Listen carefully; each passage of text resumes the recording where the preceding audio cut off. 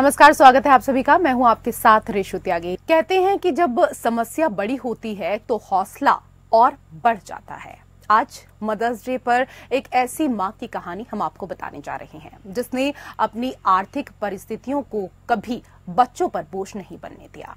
उन परिस्थितियों से लड़ते हुए बच्चों को उनके मुकाम तक पहुंचाने का इस मां ने कार्य किया, जहां पूरा बालोद जिला ही नहीं बल्कि पूरा छत्तीसगढ़ अब इस मां पर गर्व कर रहा है। बालोद जिले के ग्राम उसरवारा की रहने वाली प्रतिभा को लेकर ये कहानी वर्तमान समाज के लिए प्रेरणा बन रही है।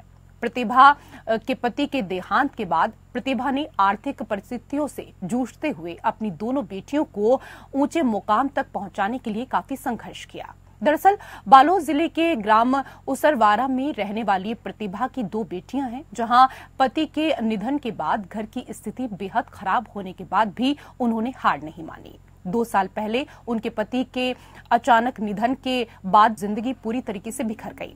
दोनों बेटियों के सिर से पिता का साया उठ गया। तब प्रतिभा ने गांव के ही मिडिल स्कूल में मध्याह्न भोजन बनाकर अपने बच्चों को पाला पोसा। स्कूल में भोजन बनाकर और मनरेगा में मजदूरी करके वो अपनी दोनों बच्चियों को पढ़ा रही हैं। उनकी मेहनत का फल तब मिला जब इस बार 10वीं बोर्ड की परीक्षा में छोटी बेटी पद्मिनी ने पूरे प्रदेश में टॉप 10 में जगह बनाई। वहीं उनकी बड़ी बेटी गीतांजलि भी 12वीं में अच्छे नंबर लाकर अब आगे मेडिकल की पढ़ाई की तैयारी कर रही हैं। पद्मिनी भी आगे सिविल सर्विस में जाना चाहती हैं। प्रतिभा की मेहनत को देख स्कूल के प्रिंसिपल भी उनकी काफी सराहना कर रहे हैं। उनका कहना है कि प्रतिभा इतनी मेहनत करती हैं कि अपने दोनों लड़कियों को उच्च मुकाम हासिल करा सके। ये उनकी मेहनत का ही परिणाम है कि आज उनकी बच्ची ने टॉप कर गांव और स्कूल, इसके साथ ही जिले का नाम रोशन किया है। मैं अभी 10वीं कक्षा में हूँ। गवर्नमेंट हायर सेकेंडरी स्कूल फागुंदा में पढ़ाई करती हूँ। घर में बहुत दिक्कत आती थी पढ़ने में, लेकिन फिर भी पढ़ाई करती थी। टीचर सपोर्ट करते थे। किस तरह की दिक्कतें आती थी? कुछ लेने के लिए पैसे नहीं होते थे कभी कभार, तो आसपास से मांग लेते थे या टीचर्स दे देते थे। और बहुत शोर भी होता था आसपास, घर में है, बीच में है, तो दादी का भी तबीयत खराब है तो कभी कभी टाइम भी नहीं मिलता था। अभी 10वीं में क्या स्थिति है आपकी?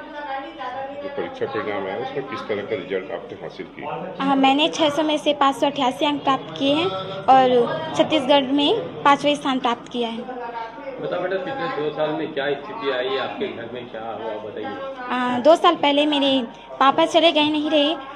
उसके बाद थोड़ी स्थिति और ज़्यादा खराब हो गई। घर में मेरी दादी, उसका तबीयत खराब है, लकवा है, उसको 4 साल हो गए उसका लकवा है।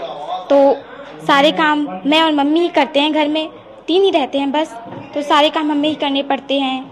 और मम्मी स्कूल में खाना बनाती है, 500 रुपये महीना मिलता है, तो उसमें घर चलाना मुश्किल हो जाता है कभी कभी। अभी आगे अब आप क्या चाहते हैं? किस तरह पढ़ाई करना चाहते हैं और क्या बनना चाहते हैं? हाँ, मैं आगे अच्छे से पढ़ाई करना चाहती हूँ, अच्छे लेवल पर, और सिविल सर्विस में जाना चाहती हूँ।